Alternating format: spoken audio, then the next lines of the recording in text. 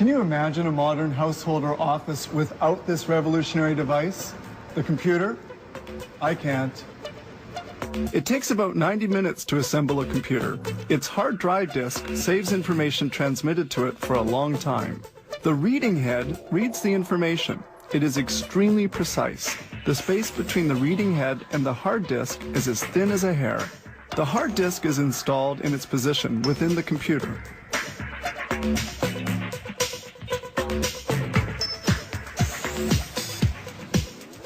There are two other units which safeguard information: the removable 3-inch disc reader and the CD-ROM reader, which allows for the reading and execution of programs recorded on compact discs.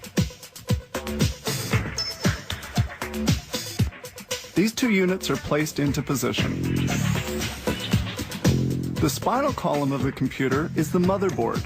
It is to this unit that the other elements of the computer are connected.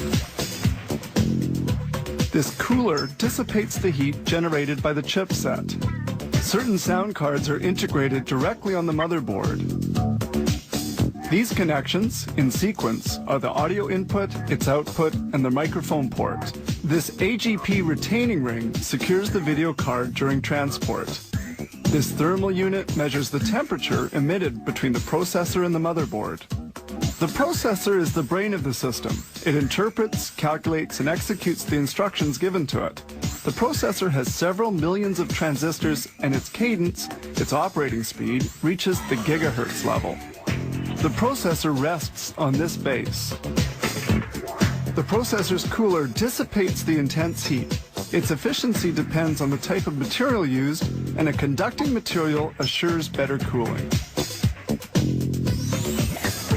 The RAM memory stores short-term information, but erases it when the current is turned off. This memory is more rapid than that of the hard disk or the CD-ROM. Now they integrate everything in the case. It protects the internal elements from the external elements. At this stage, they install the electronic components in this case. Several connectors of the case are connected to the motherboard, such as the commutator and various light indicators.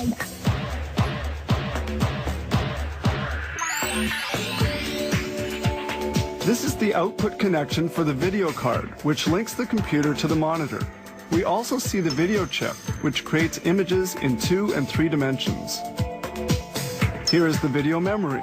The more its capacity is increased, the clearer will be the image displayed on the monitor. The video card is placed into its position. The modem allows two computers to communicate. Its condensers produce the perfectly clean phone signal to facilitate communications. These modem chip connectors control information circulating between the two computers. The fax modem is installed. The power supply transforms electricity according to the voltage required by the different components.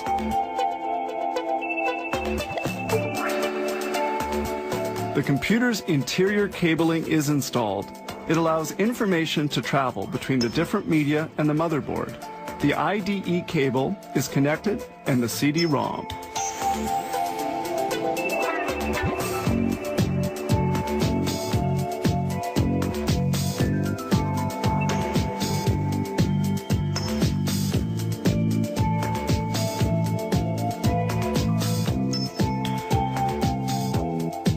The last electrical wires are connected to different computer components.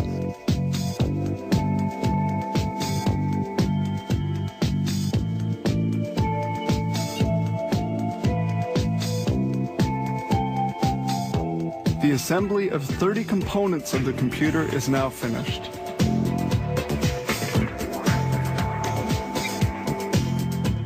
Just before closing the case, they test each computer to verify the good functioning of the peripherals. Then they close up and proceed to packaging. This company produces about 300 computer units every day.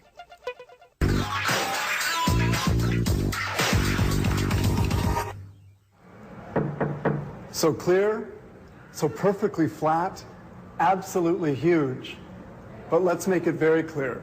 Manufacturing plate glass is anything but simple.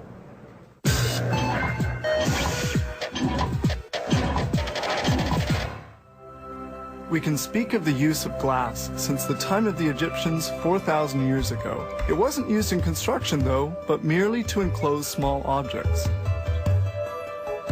Later, the Romans became masters of glassmaking, with their methods being used up until the 18th century. By the end of the 19th century, glass was no longer just a luxury item, but became a construction material as common as steel and concrete.